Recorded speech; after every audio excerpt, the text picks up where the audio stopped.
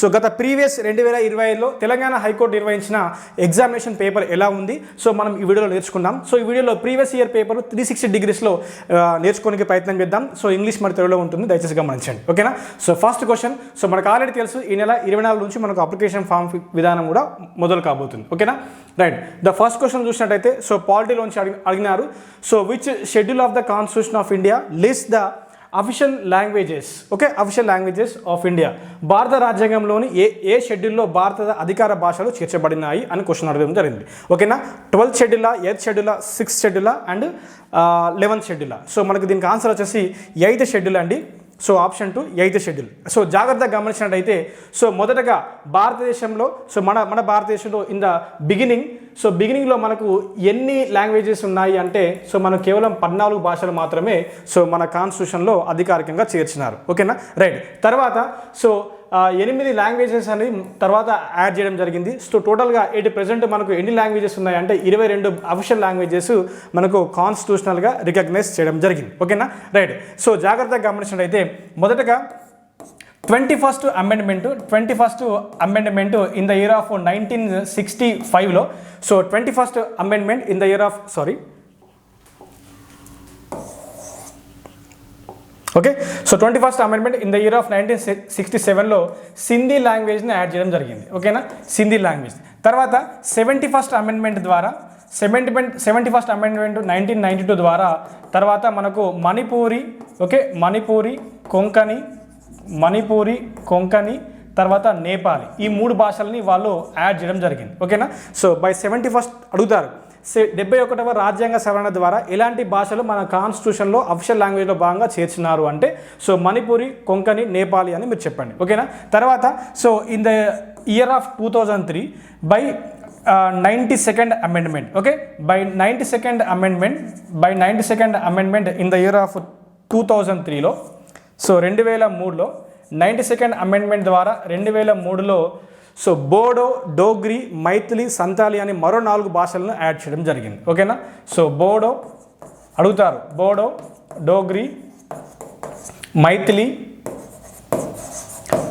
తెలుగులో కూడా వీటిని బోడో, డోగ్రీ, మైథిలి అంటారు. సంతాలి, తర్వాత సంతాలి, ఓకే, సంతాలి. సో ఇలా తర్వాత అదనంగా 8 భాషలను యాడ్ చేసి టోటల్గా 22 భాషలు సో నేటికి మనం కాన్స్టిట్యూషన్లో అధికారంగా గుర్తించబడిన భాషలు. సో అఫీషియల్ లాంగ్వేజ్ గురించి ఏ షెడ్యూల్ తెలుపుతుంది అయ్యా అంటే 8వ షెడ్యూల్ తెలుపుతుంది. ఓకేనా. రైట్. సో నెక్స్ట్ 11వ షెడ్యూల్ గురించి చూద్దాం. సో 11వ షెడ్యూల్ సో మనకి షెడ్యూల్ పరంగా ఆలోచిస్తున్నట్లయితే బిగినింగ్లో సో మొదటగా మనకు కాన్స్టిట్యూషన్ ఆమోదం పొందిన ఆ సమయంలో మనకు భారత రాజ్యాంగంలో కేవలం 8 షెడ్యూళ్ళు మాత్రమే ఉన్నాయి. కేవలం ఎన్ని షెడ్యూల్స్ ఉన్నాయని కేవలం 8 షెడ్యూల్ మాత్రమే ఉన్నాయి. ఇక్కడ రాస్తాను ఎన్ని షెడ్యూల్స్ ఉన్నాయి, కేవలం 8 షెడ్యూల్స్ ఉన్నాయి. తర్వాత ఈ 8 షెడ్యూల్ తర్వాత మళ్ళా మనకు 4 షెడ్యూల్స్ అదనంగా యాడ్ చేశారు. సో దాంట్లో 9వ షెడ్యూల్, ఓకేనా. సో 9వ షెడ్యూల్ని మనకు ఇంట్రొడ్యూస్ చేశారు. తర్వాత 10వ షెడ్యూల్, తర్వాత 11వ షెడ్యూల్, తర్వాత 12వ షెడ్యూల్. ఓకేనా. 10వ షెడ్యూల్, 11, 12వ షెడ్యూల్. ఓకేనా. అయితే ఈ 9వ షెడ్యూల్ దేన్ని సూచిస్తుంది అయ్యా అంటే ఈ 9వ షెడ్యూల్ని ఎప్పుడు యాడ్ చేశారంటే భారత రాజ్యాంగంలో ఫస్ట్ అమెండ్మెంట్ ద్వారా. ఓకేనా. సో భారత రాజ్యాంగంలో ఫస్ట్ అమెండ్మెంట్ ద్వారా మొదటి రాజ్యాంగ సవరణ అంటారు కదా, first amendment. Okay. So first amendment, okay, so first amendment ద్వారా in the year of 1951. Okay. So అడుగుతారు మొదటి రాజ్యాంగ సవరణ ఏ సంవత్సరంలో చేసినారు అంటే 1951 చెప్పండి. అండ్ ఫస్ట్ అమెండ్మెంట్ ద్వారా దేన్ని రాజ్యాంగంలో చేర్చినారు అంటే ఏ షెడ్యూల్ని చేర్చినారంటే 9th షెడ్యూల్ గురించి చెప్పండి. ఓకేనా. ఓకే. ఈ 9th షెడ్యూల్ దేన్ని సూచిస్తుంది అంటే ల్యాండ్ రిఫార్మ్స్ సూచిస్తుంది. అలా కూడా అడుగుతారు. సో క్రింది వాటిలో మొదటి అమెండ్మెంట్ ద్వారా సో 9వ షెడ్యూల్ని చేర్చినారు కదా, ఈ 9వ షెడ్యూల్ దేన్ని సూచిస్తుందని కూడా అడుగుతారు. సో 9th షెడ్యూల్ అనేది ల్యాండ్ రిఫార్మ్స్, ఓకే, భూ సంస్కరణలు అంటారు. ల్యాండ్ రిఫార్మ్స్ భూ సంస్కరణను సూచిస్తుంది. ఓకేనా. రైట్. అయితే 10th షెడ్యూల్. సో 10th భారత రాజ్యాంగంలో ఈ 10th షెడ్యూల్ అనేది మనకు 52nd అమెండ్మెంట్ ద్వారా. ఓకేనా. సో 52వ రాజ్యాంగ సవరణ ద్వారా 52nd అమెండ్మెంట్ ద్వారా మనకు ఈ 10th షెడ్యూల్ని చేర్చడం జరిగింది. ఓకేనా. రైట్. అయితే ఈ 52nd అమెండ్మెంట్ 1985. సో ఈ 52nd అమెండ్మెంట్ ద్వారా మనకు ఈ 10th షెడ్యూల్ని చేర్చడం జరిగింది. మరి 10th షెడ్యూల్ దేని సూచిస్తుందంటే యాంటీ డిఫెక్షన్ లా అని తెలియజేస్తుంది. Okay. Anti defection law. Okay. So anti defection law తెలుగులో ఏమంటారు, పార్టీ ఫిరాయింపుల చట్టం అని అంటారు కదా, అది. సో 52వ రాజ్యాంగ సవరణ ద్వారా సో భారత రాజ్యాంగంలో ఎన్నవ షెడ్యూల్ను చేర్చినారంటే సో 10వ షెడ్యూల్ అని అక్కడ మీరు ఆన్సర్ చేయొచ్చు. ఓకేనా? 10వ షెడ్యూల్ దేని తెలియజేస్తుందంటే యాంటీ డిఫెక్షన్ లా అని తెలియజేస్తుందని చెప్పండి. ఓకేనా? నెక్స్ట్ సో 11వ షెడ్యూల్ మరియు 12వ షెడ్యూల్, ఈ రెండు షెడ్యూల్ మనకు లోకల్ బాడీస్ గురించి తెలియజేస్తుంది, పంచాయత్స్ మరియు మున్సిపాలిటీస్. ఓకేనా? సో ఈ 11వ షెడ్యూల్ 12వ షెడ్యూల్ని భారత రాజ్యాంగంలో చేర్చినప్పుడు అప్పుడు ప్రధాని ఎవరైనా కొన్ని రీసెంట్ ఎగ్జామ్లో అడిగినారు. సో పివి నరసింహారావు అని చెప్పండి. ఓకేనా? So PV Narasimha Rao. అయితే 11వ షెడ్యూల్ ఎలా యాడ్ చేశారంటే 11వ షెడ్యూల్ దేని ద్వారా యాడ్ చేయడం జరిగిందంటే 73వ రాజ్యాంగ సవరణ ద్వారా. ఓకే, 73rd రాజ్యాంగ సవరణ ద్వారా 1992లో 11వ షెడ్యూల్ను చేర్చడం జరిగింది. 11వ షెడ్యూల్ దేన్ని సూచిస్తుందయ్యా అంటే పంచాయతీ రాజ్ సూచిస్తుంది. ఓకే, సో పంచాయతీలను సూచిస్తుంది. ఓకేనా? అదేవిధంగా 74th అమెండ్మెంట్ ద్వారా 1992 74th అమెండ్మెంట్ ద్వారా 12th షెడ్యూల్ని కూడా భారత రాజ్యాంగంలో చేర్చడం జరిగింది. తద్వారా 9, 10, 11 మొత్తం కలిపితే మనకు 12 షెడ్యూల్స్ నేటికి మన భారత రాజ్యాంగంలో పొందుపరిచినారు. అయితే 74th అమెండ్మెంట్ ద్వారా మున్సిపాలిటీస్, ఓకే, సో మున్సిపాలిటీస్ అనేది మన భారత రాజ్యాంగంలో చేర్చడం జరిగింది. అయితే సో 73rd అమెండ్మెంట్ యాక్ట్ ద్వారా నేను ఇక్కడ రాస్తాను. Okay, yes, so 73rd amendment. Okay, so just wait. Okay, 73rd, so 73వ రాజ్యాంగ సవరణ ద్వారా 11th షెడ్యూల్ని యాడ్ చేసి మన భారతదేశంలో so part 9th, okay, so part 9th add చేయడం జరిగింది. ఈ పార్ట్ 9లో పంచాయతీకి సంబంధించిన ప్రొవిజన్స్ అన్నీ ఉంటాయి.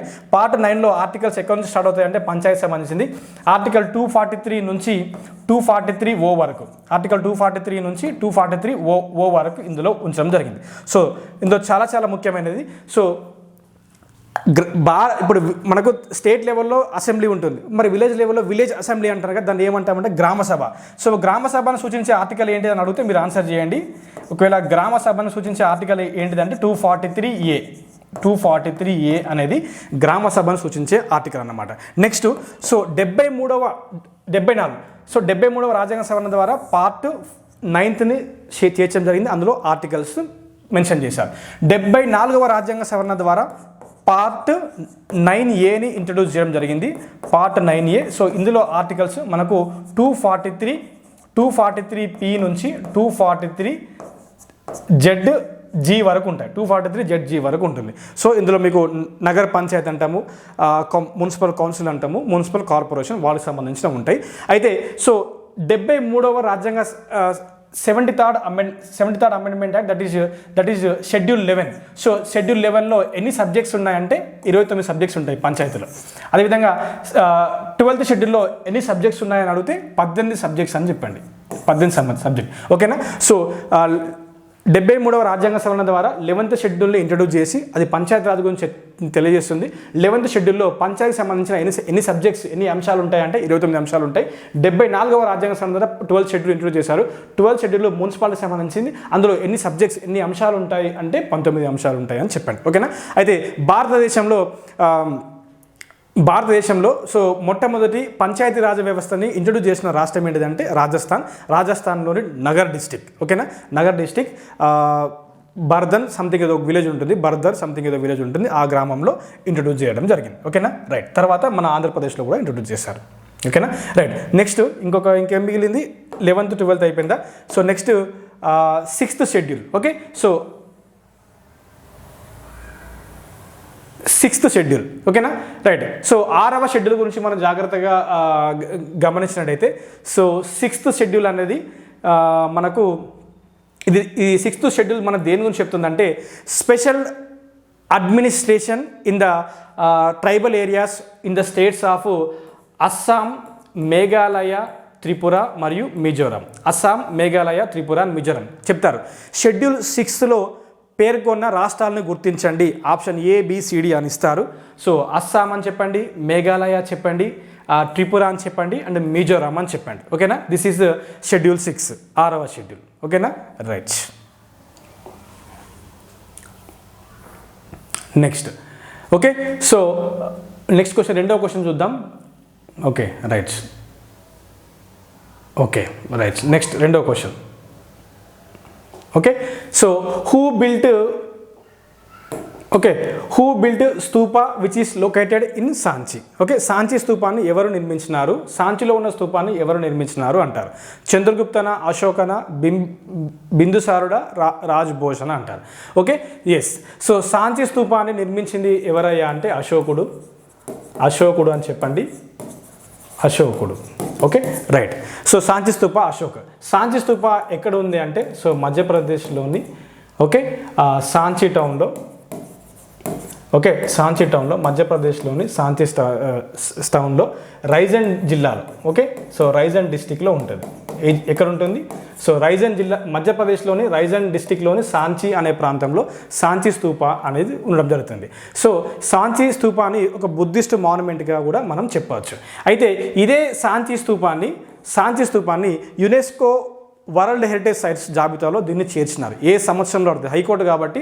So Sanchi stupa UNESCO world heritage సైట్స్లో ఏ సంవత్సరంలో చేర్చబడింది అంటే ఆన్సర్ చేయండి 1989 అని ఆన్సర్ చేయండి. ఏమని చేయండి? 1989 అని ఆన్సర్ చేయండి. ఓకేనా, రైట్. సో ఇది సాంచి స్తూప. ఓకేనా, రైట్. సో దీన్ని ఎవరు నిర్మించినారు? అశోకుడు నిర్మించినారు. సో అశోకుని గురించి కూడా కొన్ని ముఖ్యమైన అంశాలు తెలుసుకున్నాం. ఓకేనా, రైట్. సో మౌర్యులో మంచి గొప్పవాడని చెప్పవచ్చు అశోకుడు. సో అశోకునికి సంబంధించిన శిలాశాసనాలు ప్రధానమైనవి ఎన్ని అని అంటారు. సో అశోకుడు చేసిన శిలాశాసనాలు ప్రధానమైనవి ఎన్ని అంటే 14. ఓకేనా, ఈ 14 శిలాశాసనాలలో అతి ముఖ్యమైన శిలాశాసనం సంఖ్య కూడా వివిధ ఎగ్జామ్స్లో అడుగుతున్నారు. సో అతి ముఖ్యమైన శిలాశాసనం ఏంటిదంటే 13వ శిలాశాసనం అని చెప్పండి. అయితే ఈ 13వ శిలాశాసనం దేని గురించి ప్రస్తావిస్తుందంటే కళింగ యుద్ధం గురించి చెప్పండి. The war of Kalinga. Okay, Kalinga యుద్ధం గురించి తెలుపుతుంది. కళింగ అనేది ఒక ప్రాంతం, నేటి ఒడిస్సా అని చెప్పచ్చు. ఓకేనా, సో కళింగ యుద్ధం గురించి సో అశోకుడు వేసిన 13వ శిలాశాసనంలో చక్కగా పేర్కొనడం జరుగుతుంది. అయితే సో ఈ కళింగ యుద్ధంలో మన అశోకుడు సో మంచి సూపర్ విజయాన్ని పొందడం జరుగుతుంది. అయితే ఈ కళింగ యుద్ధం ఎవరి మధ్యలో అడిగితే సో అశోకుడు అని చెప్పండి, కింగ్ అశోక. సో అదేవిధంగా రాజా అనంతన్ మధ్యలో సో కళింగని పాలిస్తున్న రాజా అనంతన్. ఓకే, రాజా అనంతన్ మరియు ఇతని యొక్క సర్వసైన్య అధ్యక్షుడు ఎవరంటే పద్మనాభన్ అని చెప్పండి, పద్మనాభన్. ఓకే, సో రాజా అనంతన్ మరియు పద్మనాభన్ వర్సెస్ అశోక కళింగ యుద్ధం అనేది జరగడం జరుగుతుంది. అయితే ఈ కళింగ యుద్ధంలో కొన్ని లక్షల మంది చనిపోతారు, కొన్ని లక్షల మంది యుద్ధ ఖైదీలుగా బంధించబడతారు. అయితే ఒకానొక రోజు యుద్ధం తర్వాత అశోకుడు కళింగ ప్రాంతాన్ని విజిట్ చేస్తారు. కళింగ ప్రాంతాన్ని విజిట్ చేసి అక్కడ ఉన్న ఏరియాని మొత్తం గమనించినట్టయితే ఎక్కడ చూసినా రక్త ప్రవాహాలు, సో రక్త చిందించడం అవన్నీ చూసి సో అశోకుడికి ఒక ఆలోచన వచ్చి యుద్ధం ద్వారా హింస ద్వారా మనం సాధించింది ఏమీ లేదు సో అని అనుకొని తర్వాత అశోకుడు ఉపగుప్తుని అనే ఒక బాలుడు ఉంటారు, ఉపగుప్తుని. ఓకే, సో ఉపగుప్తుడు అనే ఒక బాలుడు ఉంటాడు. ఇతనికి ఎన్ని సంవత్సరాలు అంటే కేవలం 8 years. ఒక చిన్న బాలుడు హీఈస్ హ్యావింగ్ కేవలం 8 సంవత్సరాల బాలుడు యొక్క బోధనలకు చలోక్తుడై అశోకుడు బౌద్ధ మతాన్ని స్వీకరించడం జరుగుతుంది. ఓకేనా, సో ఉపగుప్తుడు ఈజ్ 8 years ఓల్డ్ బాలుడు. So 8 years old boy. So ఉపగుప్తుని యొక్క బోధనల ద్వారా అశోకుడు బౌద్ధ మతాన్ని స్వీకరిస్తాడు. ఓకే, సో బౌద్ధ మతాన్ని స్వీకరిస్తాడు. So Ashoka followed Bauddha religion by the inspiration of Upagupta. He is a 8 years old boy. ఓకేనా, రైట్. సో ఇలా అశోకుని గురించి కూడా మనం చెప్పుకోవచ్చు. ఓకేనా, రైట్. నెక్స్ట్ సో ఈ 14వ శిలాశాసనం దేని గురించి చెప్తుందంటే మౌర్యుల యొక్క పరిపాలనా విధానాన్ని గురించి చెప్తుంది. సో మౌర్యుల యొక్క పరిపాలన గురించి వివరించే ముఖ్యమైన గ్రంథం ఏంటి అని క్వశ్చన్స్లో కూడా ఎగ్జామ్స్లో అడుగుతారు. సో అప్పుడు మీరు ఏం చెప్తారంటే అర్థశాస్త్ర అని చెప్పండి. ఏమని చెప్పాలి? ద అర్థశాస్త్ర. సో అర్థశాస్త్రాన్ని రచించింది ఎవరు అర్థశాస్త్రాన్ని రచించింది ఎవరు అంటే సో కౌటిల్య అని చెప్పండి. ఓకే, కౌటిల్య అని చెప్పండి. సో ఇతన్ని ఇంకో విధంగా విష్ణుగుప్త అని కూడా అని అంటారు. ఓకే, సో అర్థశాస్త్రాన్ని రచించింది ఎవరంటే కౌటిల్యుడు, ఇతనికి ఇంకొక పేరు విష్ణుగుప్త అని కూడా అని అంటారు. ఓకేనా, okay, right. So next Chandragupta Maurya గురించి మనం జాగ్రత్తగా గమనించినట్టయితే సో చంద్రగుప్త మౌర్యుడు మౌర్యుల కాలంలో సో సెల్యూకస్ నికేటర్ యొక్క కుమార్తెను వివాహం చేసుకోవడం జరుగుతుంది. అయితే చంద్రగుప్త మౌర్య కాలంలో సెల్యూకస్ నికేటర్, మన గ్రీకు దేశస్థు అయినటువంటి సెల్యూకస్ నికేటర్ యొక్క కుమార్తెను వివాహం చేసుకున్నందుకు అతని కుమార్తె మంచి చెడ్డలు చూసుకోనికి సెల్యూకస్ నికేటరు చంద్రగుప్త మౌర్యుల ఆస్థానానికి ఒక రాయబారిగా మెగస్తనీస్ని పంపించడం జరుగుతుంది. అడుగుతారు మెగస్తనీస్ ఎవరి ఆస్థానానికి రాయబారిగా పంపించబడ్డాడు అంటే చంద్రగుప్త మౌర్య ఆస్థానానికి రాయబారిగా పంపించడం జరుగుతుందని చెప్పండి. ఓకేనా? అయితే చంద్రగుప్త మరణం అనేది చాలా విచిత్రంగా ఉంటుంది. సో చంద్రగుప్త ఎలా మరణించారంటే చంద్రగుప్త ఏ దీక్ష ద్వారా మరణించారని అడుగుతారు. ఓకే, సల్లేఖన అనే దీక్ష ద్వారా, సల్లేఖన అనే దీక్ష, ఓకే, సల్లేఖన అనే ఇదొక చాలా సివియర్ ఫాస్టింగ్ మెథడ్ ఇది. ఓకే, సల్లేఖన అనే దీక్ష ద్వారా కర్ణాటకలోని శ్రావణ బెలగోలలో, ఓకే, సో కర్ణాటకలోని శ్రావణ బెలగోలలో మరణించడం జరుగుతుంది. ఓకేనా? శ్రావణ బెలగోలలో మరణించడం జరుగుతుంది. సో దీని యొక్క ఆన్సర్ ఏంటిదంటే అశోకుడు. సో ఇలా మీరు ప్రతి క్వశ్చన్ని ఇలా మీరు 360 degreesలో రౌండప్ చేస్తూ మీకు ఓన్గా క్వశ్చన్ ఫ్రేమ్ చేయగలుగుతున్నాయి. సో ఈజీగా విజయం సాధించడానికి అవకాశాలు ఉండడం జరుగుతుంది. ఓకేనా? రైట్. సో ఇప్పుడు ఈ సాంచి స్తూప అనేది 1989లో సో ప్రపంచ వారసత్వ కట్టడాల్లో దీన్ని లిస్ట్ అవుట్ చేయడం జరిగింది. అయితే కొన్ని ఇంపార్టెంట్ నేర్చుకున్నాం. ఏంటిది? World heritage sites. ఓకేనా? సో వరల్డ్ హెరిటేజ్ సైట్స్ గురించి నేర్చుకున్నాం. Heritage sites, okay. So world heritage sites రీసెంట్గా సో మన తెలంగాణ, ఇది తెలంగాణ హైకోర్టు కాబట్టి సో రామప్ప టెంపుల్, ఓకేనా? సో రామప్ప టెంపుల్ ప్రపంచ వారసత్వ కట్టడాల్లో 39వ వారసత్వ కట్టడంగా సో గుర్తించబడింది. సో రామప్ప దీన్ని ఎవరు నిర్మించినారంటే గణపతి దేవుని యొక్క సైన్యాధిపతి అయినటువంటి రేచర్ల రుద్రుడు. ఓకే, సో రేచర్ల రుద్రుడు దీన్ని నిర్మించినారు. సో రామప్ప టెంపుల్ యొక్క శిల్పి ఎవరంటే సో రామప్పని అంతే. సో శిల్పి పేరు మీదుగా దీనికి రామప్ప దేవాలయం అని నిర్మించినారు. ఇక్కడ యూజ్ చేసిన టెక్నాలజీ ఆధారంగా దీన్ని లిస్ట్ అవుట్ చేయడం జరిగింది. అదేంటిదంటే శాండ్ బాక్స్ టెక్నాలజీ అని చెప్పండి. Okay, so sand box technology వీరు యూజ్ చేయడం జరిగింది. ఇది నీటిలో ఈజీగా తేలియాడుతాయి ఈటికలు, అలా ఉంటుంది. రైట్. సో ఈ రామప్ప దేవాలయాన్ని ఇది ఎక్కడ ఉందంటే పాలంపేట. అడుగుతారు. So which of the following places Ramappa దేవాలయం ఈజ్ లొకేటెడ్ అని కూడా అడుగుతారు. సో ములుగు డిస్టిక్లోని పాలంపేట అని చెప్పండి. సో ములుగు డిస్టిక్ పాలంపేట అని చెప్పండి. ములుగు, ఓకే. సో ములుగు జిల్లా, తెలంగాణ రాష్ట్రం ములుగు జిల్లా పాలంపేటలో చేశారు. ఇది ఇలా క్వశ్చన్ ఎలా అడుగుతారంటే సో వరల్డ్ హెరిటేజ్ సైట్స్లో మన తెలంగాణ నుంచి రామప్ప దేవాలయం గుర్తించబడింది కదా, అది ఈ భారతదేశంలో ఎన్నవ వారసత్వ కట్టడంగా గుర్తించబడిందంటే సో 39 అని చెప్పండి. సో టోటల్గా భారతదేశంలో ఇప్పటి వరకు 2025 వరకు సో ఎన్ని వారసత్వ కట్టడాలు మన భారతదేశంలో చోటు సంపాదించుకున్నాయంటే 44. యునెస్కో వరల్డ్ హెరిటేజ్ సైట్లో 44 లిస్ట్ అవడం జరిగింది. ఈ 44లో సో 44లో సో 36 ఏమో కల్చరల్ సంబంధించింది, ఒకటి మిక్స్డ్ హోదాను కలిగి ఉంటుంది. అండ్ ఇంకా రిమైనింగ్ 7 న్యాచురల్ హోదాని కలిగి ఉంటాయి. ఓకేనా? సో ఒకటి ఆ మిక్స్డ్ హోదాను కలిగి ఉన్నది అదేంటిదంటే కాంచన్జంగా నేషనల్ పార్క్ అని చెప్పండి. ఏంటిది అది? Kanchenjunga national park. Kanchenjunga national park. ఈ కాంచన్జంగా నేషనల్ పార్కు ఎక్కడ ఉంది అంటే సిక్కిం అనేది చెప్పండి. Sikkim state, in the state of Sikkim. Okay, so Kanchenjunga national park located in the state of Sikkim అని చెప్పండి. ఓకేనా? టోటల్గా 44 గుర్తించబడినాయి. అయితే రీసెంట్ 39 అని చెప్పినాం కదా, మరి 40వది ఏంటిదంటే సో 40వది సో రామప్ప ఇది 2021లో చోటు సంపాదించుకుంటుంది. అదే 2021లో 40వ వారసత్వ కట్టడాలుగా సో ధోలవీర, సో హరప్ప నాగరికతలోని one of the site Dholavira 40వ కట్టడంగా గుర్తించబడింది.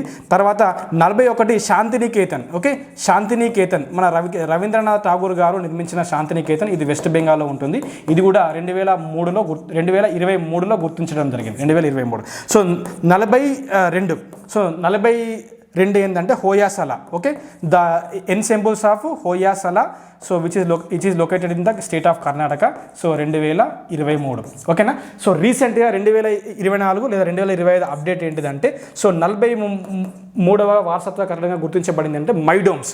అది ఎక్కడ ఉంటుందంటే in the state of Assam స్టేట్లోని మైడోమ్స్ అంటారు. మైడోమ్స్ ఒక రకమైన బరియల్ సిస్టమ్స్. ఓకే, అది ఎవరికి కాలానికి సంబంధించిందంటే మైడోమ్స్ అహోమ్ డైనాసిటీ. ఓకే, అహోమ్ సామ్రాజ్యంలోని వాళ్ళ యొక్క వంశపారపరంగా సో అక్కడ వాళ్ళ యొక్క బరియల్ సిస్టమ్ అంటే వాళ్ళ యొక్క ఖనన విధానాన్ని సో మైడోమ్స్ రూపంలో వాళ్ళు చేసుకుంటారు. అక్కడ అక్కడ కట్టడాలు డోమ్ లైక్ స్ట్రక్చర్స్ ఉంటాయి. సో 43వ కట్టడంగా వరల్డ్ హెరిటేజ్ సైట్గా గుర్తించబడింది ఏంటంటే మైడోమ్స్. ఇది recent latest update. So Moidams in the state of Assam. So ఏ డైనాసిటీ. ఓకే, సో రీసెంట్లీ 43వ కట్టడంగా Moidam from the state of Assam అనేది లిస్ట్ కావడం జరిగింది. అయితే అది ఏ వంశస్థులకు సంబంధించిన అని మేము క్వశ్చన్ అడిగితే అహోమ్ డైనాసిటీ అని చెప్పండి. అహోమ్. ఓకే, సో అహోమ్ వంశస్థులకు సంబంధించింది. ఓకే, అహోమ్ వంశస్థులకు సంబంధించి అని చెప్పండి. సో 44వ కట్టడంగా ఏది గుర్తించబడిందంటే so Maratha military caves. Okay, Maratha military స్థావరాలు. ఓకే, సో మరాఠా మిలిటరీ స్థావరాలు మన మహారాష్ట్రలో ఉండడం జరుగుతుంది. ఛత్రపతి శివాజీకి సంబంధించిన మరాఠా మిలిటరీ స్థావరాలు అండ్ మైడోమ్స్ ఇవి లేటెస్ట్ రీసెంట్గా వరల్డ్ హెరిటేజ్ సైట్స్లో చోటు సంపాదించుకోవడం జరిగింది. ఓకేనా. అండ్ ఇంకొకటి హుమాయూన్ టోమ్ చాలా ఇంపార్టెంట్. హుమాయూన్ టోమ్ 1993. ఓకే, 1993లో హుమాయూన్ టోమ్. ఇదే 1993లో తర్వాత కుతుబ్ మినార్. ఓకే, సో కుతుబ్ మినార్ కూడా సో ఈ యునెస్కో వరల్డ్ హెరిటేజ్ సైట్స్లో భాగమే. ఓకే, హుమాయూన్ టోమ్ 1993, అదే 1993లో కుతుబ్ మినార్ కూడా లిస్ట్ కావడం జరిగింది. ఓకేనా, రైట్. Next question. సో ఎవరైతే Telangana high court 10th class level office subordinate process server అయితేనేమి, తర్వాత డిగ్రీ స్థాయి లెవెల్, సో డిగ్రీ స్థాయి లెవెల్ సంబంధించిన so junior assistant, field assistant, examiner and record assistant so సంబంధించిన full theory classes plus free grand test plus free PDFs మీకు తెలుగు మరియు English మీడియంలో classes అనేవి ఇవ్వడం జరిగింది. So as per latest high court examination ప్యాటర్న్లో భాగంగా మనం ఈ పూర్తి కోర్సు అభ్యర్థులకు ఇస్తున్నాము. చాలా తక్కువ ప్రైస్కి క్వాలిటీ కంటెంట్, అది కూడా మీరు ఉద్యోగం పొందే విధంగా 24/7 డౌట్ సపోర్ట్ ఉంటుంది. మీరు క్లాసెస్ వినండి, ప్రిపేర్ అవ్వండి, ప్రిపరేషన్ గైడెన్స్, ప్రిపరేషన్ టిప్స్, ఎలాంటి సందేహాలు ఉన్నా ఎలా చదవాలి, ఎక్కడ స్ట్రెస్ చేయాలి, ఎక్కడ స్ట్రెస్ చేయకూడదు, ఎలా చదవాలి అనేదాన్ని ప్రతిదీ కూడా మీకు ఇందులో క్లాసెస్ రూపంలో పొందుపరచడం జరిగింది. సో తీసుకొని ప్రయత్నం చేయండి. Full theory classes English medium సపరేట్గా ఉంటాయి, తెలుగు మీడియం కూడా సపరేట్గా ఉంటుంది. సో ఇందులో జాయిన్ అవ్వాలంటే ఇక్కడ నెంబర్ ఇచ్చినారు, కాల్ చేసి మీ డౌట్స్ క్లియర్ చేసుకోవచ్చు. యాప్ లింక్ డిస్క్రిప్షన్లో ఉంది, అక్కడ ద్వారా కూడా మీరు యాప్లో జాయిన్ అవ్వచ్చు. అదేవిధంగా సో ఆఫీస్ సబార్డినేట్ సో చాలా ఇంపార్టెంట్, ఎక్కువ వేకెన్సీస్ ఇందులోనే ఉన్నాయి. Office subordinate and process server సంబంధించిన ఇది కూడా ఫుల్ బ్యాచ్ అనేది మనం లాంచ్ చేసినాము. సో ఏ లెవెల్కి ఎలా చెప్పాలి క్లాసెస్, సో ఆఫీస్ సబార్డినేట్కి డిగ్రీ స్థాయిలో చెప్తే కష్టమవుతుంది. ఓకేనా. సో ఇక్కడ మనకు క్వాలిఫికేషన్ కేవలం 10th వరకే క్లోజ్ చేస్తున్నారు కాబట్టి సో ఏ లెవెల్కి ఏ స్థాయిలో కోచింగ్ అవసరము, ఎంత అవసరము, ఎంత మేరకు అవసరం, డిగ్రీ స్థాయికి ఎంత వరకు అవసరము, కొన్ని ఇంటర్మీడియట్ లెవెల్లో కూడా ఉన్నాయి కదా, సో వాటికి కూడా ఎంత అవసరం అనేది సో అలా విధంగా టీచింగ్ కూడా చేయడం జరుగుతుంది, అర్థం చేసుకోండి. ఓకేనా, రైట్. సో తర్వాత తదుపరి క్వశ్చన్ చూద్దాం. Next, so which region in India renowned for saffron producer. Okay, saffron ప్రొడ్యూసర్గా దేన్ని గుర్తించడం జరిగింది. ఓకేనా. సో మనకు అందరికీ తెలుసు అది కాశ్మీర్లోనే మంచిగా దొరుకుతుంది. కాశ్మీర్ కుంకుమ పువ్వు అని కూడా అంటారు దాన్ని. ఓకేనా. So Kashmir వ్యాలే, so in the Kashmir వ్యాలే, so Kashmir వ్యాలే Jammu and Kashmir. So ఇప్పుడు జమ్మూ అండ్ కాశ్మీర్, సో కాశ్మీర్ వ్యాలీలోని ప్రాంతం ఏంటిదంటే ఫాంపోర్ అంటది. ఫాంపోర్ ఇది ఎక్కడ ఉంటుందంటే సో మన పుల్వామా జిల్లాలో ఉంటుంది. ఓకే, సో పుల్వామా డిస్టిక్లో ఫాంపోర్ అంటారు. ఈ ఫాంపోర్ని సాఫ్రన్ బౌల్ ఆఫ్ కాశ్మీర్ అని కూడా అంటారు. దీన్ని ఏమంటారంటే saffron bowl of Kashmir. Okay, so Kashmir అని కూడా అంటారు దీన్ని. సాఫ్రాన్ బౌల్ ఆఫ్ కాశ్మీర్ అని కూడా అనడం జరుగుతుంది. అయితే ఇక్కడ జమ్మూ అండ్ కాశ్మీర్ గురించి వచ్చింది కాబట్టి కొంచెం నేర్చుకున్నాం జమ్మూ అండ్ కాశ్మీర్ గురించి. సో జమ్మూ అండ్ కాశ్మీర్ 2019కి బిఫోర్ ఒక రాష్ట్రంగా ఉండడం జరిగింది. సో 2019 బిఫోర్ ఒక రాష్ట్రంగా ఉండడం చేత సో జమ్మూ అండ్ కాశ్మీర్తో పాటు మన భారతదేశంలో 29 రాష్ట్రాలు ఉన్నాయి. సో 29వ రాష్ట్రంగా గుర్తించబడింది ఏంటి అంటే తెలంగాణ. అయితే ఎప్పుడైతే మనకు ఆర్టికల్ 370 సో ఆర్టికల్ 370ని రద్దు చేయడం వలన జమ్మూ అండ్ కాశ్మీర్ అనేది 2 యూనియన్ టెరిటరీగా సో ఇక్కడ 29 రాష్ట్రాలు ప్లస్ 7 కేంద్రపాలిత ప్రాంతాలు ఉండేవి. ఎప్పుడైతే జమ్మూ అండ్ కాశ్మీర్ని బైఫర్కేషన్ జరిగినప్పుడు సో ఇక్కడ 2 యూనియన్ టెరిటరీగా, ఒకటి జమ్మూ అండ్ కాశ్మీర్, ఇంకోటి లడాక్. సో 2 కేంద్రపాలిత ప్రాంతాలుగా గుర్తించడం జరిగింది. సో ఎప్పుడైతే జమ్మూ అండ్ కాశ్మీర్ రాష్ట్ర హోదాన్ని కోల్పోయి 2 యూటిల్గా ఏర్పడడం చేత సో ఇప్పుడు ప్రజెంట్ ఇండియాలో ఎన్ని రాష్ట్రాలు ఉన్నాయంటే 28 రాష్ట్రాలు. మరి ఎన్ని కేంద్రపాలిత ప్రాంతాలు ఉన్నాయంటే 8 కేంద్రపాలిత ప్రాంతాలు ఉన్నాయని చెప్పండి, అంతే. ఓకేనా, రైట్. Next, right. సో ఇది జాగ్రఫీ టైం జోన్స్ నుంచి క్వశ్చన్ తీసుకోవడం జరిగింది, అడిగారు. So what is the time difference between eastern and western ends of the India? Okay, so భారతదేశ తూర్పు మరియు పశ్చిమ చివరల మధ్య సమయ వ్యత్యాసము ఎంత ఉంది అని అడిగారు. సమయ వ్యత్యాసము ఎంత ఉంది అని అడిగారు. ఓకేనా, రైట్. Sorry, right. సో 5 అవర్సా, 3 అవర్సా, 2 అవర్సా, 1 అవర్ సంథింగ్ అన్నారు. సో దీని గురించి మనం బేసిక్గా తెలుసుకున్నాము. సో ఇక్కడ నేను ఇండియా మ్యాప్ వేస్తున్నాను, దయచేసి చిన్న ఏమనుకోకండి, నాకు వచ్చినట్టు వేస్తున్నాను అంతే. Okay, right, this is India map. Okay, అక్కడ దేని గురించి అడుగుతున్నారు? Western something, west most and east most. So దీన్ని వెస్ట్ మోస్ట్ పాయింట్ అంటారు, ఇక్కడ ఈస్ట్ మోస్ట్ పాయింట్ అంటారు. సో మనకు తెలుసు కదా, లాంగిట్యూడ్స్ అంటే నిలువు రేఖలు, రేఖాంశాలు అంటాం, అక్షాంశాలు అంటే లాటిట్యూడ్స్ అంటాం, అడ్డు రేఖలు. ఓకే, ఇది తెలిసిన ముచ్చటే, రైట్. సో ఇక్కడ వెస్ట్ మోస్ట్ లాంగిట్యూడ్ మనకి ఏంటిది అంటే అది గుజరాత్ స్టేట్లో ఉంటుంది. ఓకే, గుజరాత్ స్టేట్లో. సో ఈ వెస్ట్ మోస్ట్ లాంగిట్యూడ్ యొక్క ఒక్క నిమిషం. ఓకే, సో ఈ వెస్ట్ మోస్ట్ లాంగిట్యూడ్ యొక్క నంబర్, అది ఆ డిగ్రీస్ కూడా అడుగుతారు. West most longitude and east most longitude అంటాం. ఓకేనా. సో ఇక్కడ ఏముంటుందంటే అరుణాచల్ ప్రదేశ్, ఏపీ కాదు, ఇది అరుణాచల్ ప్రదేశ్, ఏఆర్సి అనుకో, అరుణాచల్. ఓకే, హియర్ గుజరాత్ ఉంటుంది. సో ఇటువైపు గుజరాత్ ఉంటుంది, ఇటువైపు అరుణాచల్ ప్రదేశ్ ఉంటుంది.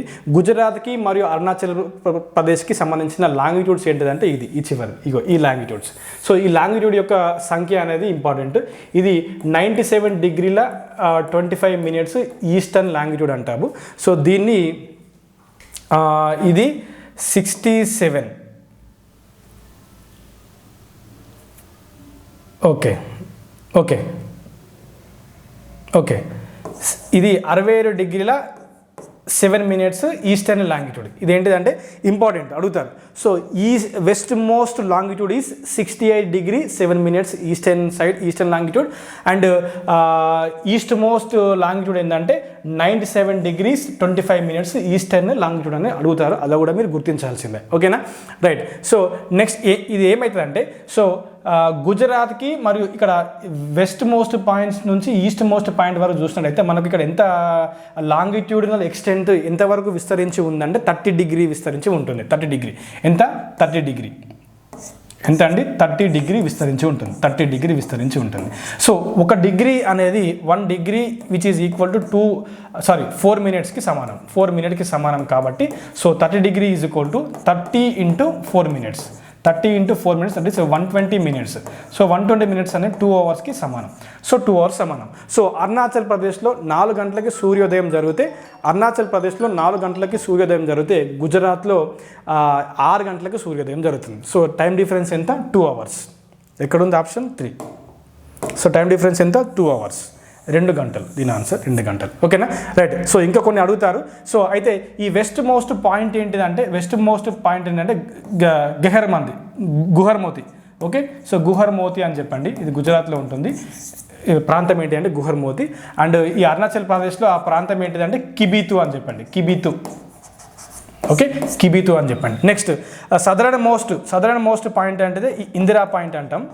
ఇది ఇందిరా పాయింట్ అంటాం. సదరన్ మోస్ట్ పాయింట్ ఏంటిదంటే Indira point. And north most point ఏంటిదంటే ఇందిరా కోల్ అని చెప్పండి. ఇందిరా కోల్ అడుగుతారు, ఇందిరా కోల్ అని చెప్పండి. నెక్స్ట్ అయితే ఈ వెస్ట్ మోస్ట్ లాంగిట్యూడ్ నుంచి ఈస్ట్ మోస్ట్ లాంగిట్యూడ్ సంబంధించిన ఎంత డిస్టెన్స్ కూడా అడుగుతారు. ఓకే, డిస్టెన్స్ కూడా అడుగుతారు. ఎంత ఉంటుంది అంటే 3933 ఉంటుంది. 3933. Okay, 3933 kilometres. ఓకే, నెక్స్ట్ ఇప్పుడు లాటిట్యూడ్స్ గురించి మాట్లాడితే, సో లాటిట్యూడ్ గురించి మాట్లాడితే ఇక్కడ ఉండే లాటిట్యూడ్ అంటాము. లాటిట్యూడ్స్ అంటే అక్షాంశాలు. ఒక నిమిషం, రైట్. సో ఇక్కడ ఉన్న నార్త్ మోస్ట్ లాటిట్యూడ్ అది ఎంత అనేది అలా కూడా మిమ్మల్ని దట్ మీన్స్ అడగడం జరుగుతుంది. ఓకే, అడగడం జరుగుతుంది. అది 36 డిగ్రీస్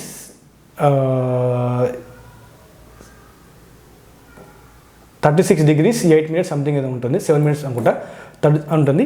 అండ్ ఇక్కడ సౌదర్న్ మోస్ట్ లాటిట్యూడ్ కూడా అడుగుతారు. అది 8 డిగ్రీ 4 మినిట్స్ అని చెప్పండి. Okay, 8 degree 4 minutes.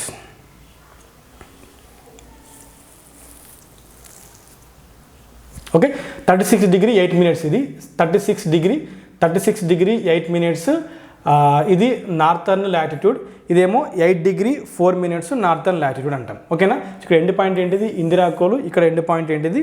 Indira point. ఇవి గుర్తుపెట్టుకోండి. అండ్ ఇది ఇందిరా పాయింట్, ఇది వాటర్ బాడీ. ఇది ఎక్కడంటే అండమాన్ నికోబార్ ఐలాండ్లో ఉంటుంది. ఒకవేళ మెయిన్ ల్యాండ్లో భాగంగా అడిగితే ఇక్కడ ఏమని చెప్పాలంటే కన్యాకుమారి అని చెప్పండి, అంతే. సో ఇవి చాలా బేసిక్ ఇంపార్టెంట్. ఇలా కూడా మిమ్మల్ని క్వశ్చన్స్ అడుగుతారు. నెక్స్ట్ ట్రోపిక్ ఆఫ్ క్యాన్సర్ అని ఒకటి ఉంటుంది. సో ట్రోపిక్ ఆఫ్ క్యాన్సర్, కర్కట రేఖ. సో ట్రోపిక్ ఆఫ్ క్యాన్సర్ అది ఎన్ని రాష్ట్రాల గుండా పోతుంది అని కూడా మిమ్మల్ని అడుగుతారు. అప్పుడు ఆన్సర్ చెప్పండి, 8 స్టేట్స్. ఓకే.